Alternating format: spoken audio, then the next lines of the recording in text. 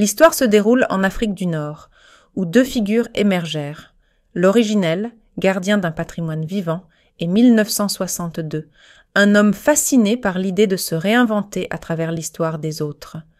Né précisément cette année-là, 1962 avait grandi dans un environnement perturbé, mais il nourrissait un désir irrépressible d'être perçu comme un héritier d'un patrimoine culturel riche et ancien.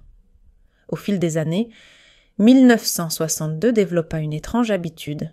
Il fréquentait assidûment les brocantes, les marchés aux puces et les boutiques d'antiquités.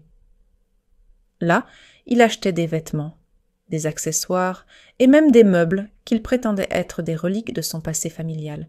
Il cherchait des pièces rares, portant les marques indéniables d'un artisanat qui racontait des siècles d'histoire, mais qui n'avait aucun lien avec lui. Une fois ses trouvailles entre les mains, il se lançait dans des mises en scène soigneusement orchestrées. Dans son salon décoré d'objets anciens, il se photographiait vêtu de ses vêtements précieux, tenant fièrement une ancienne poterie ou posant devant une tapisserie élaborée. Il publiait ces images sur les réseaux sociaux, accompagnés de récits inventés de toutes pièces. Son entourage, émerveillé par tant de détails, le prenait pour un véritable érudit et gardien d'un patrimoine unique. Mais derrière cette façade, la réalité était bien différente.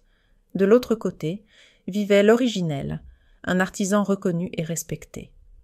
Contrairement à 1962, l'originel avait hérité d'un patrimoine culturel bien réel. Ses vêtements, tapisseries et objets d'art n'étaient pas figés dans le passé, mais vivaient à travers des créations modernes, des défilés et des cérémonies. Il savait que préserver son héritage ne signifiait pas simplement le copier ou le conserver. Cela impliquait de l'adapter aux réalités contemporaines, tout en respectant ses racines. Un jour, l'originel découvrit les mises en scène de 1962. Intrigué, il examina les photos de plus près et reconnut plusieurs de ses propres créations, que 1962 avait achetées dans des brocantes ou auprès de revendeurs. Ces pièces, loin d'être des reliques familiales, portaient les marques évidentes de l'artisanat de l'originel. Pourtant, 1962 continuait son stratagème. Il organisait des expositions personnelles, invitait des journalistes et prétendait que ses héritages étaient les témoins d'une civilisation disparue. Ses récits inventés devenaient de plus en plus grandioses. Mais un jour, la supercherie éclata.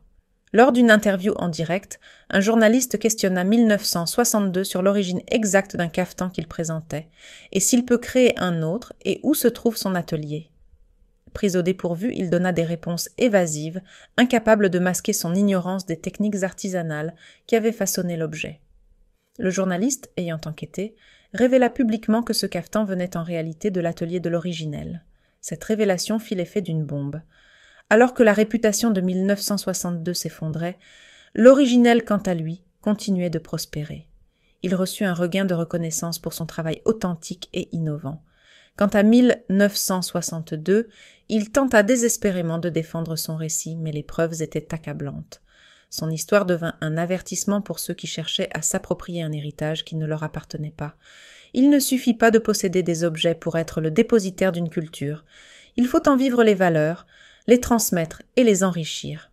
Ainsi, tandis que 1962 s'éteignait dans l'oubli, l'originel restait le véritable gardien d'un patrimoine vivant, évoluant avec le temps et restant toujours debout à la date d'aujourd'hui.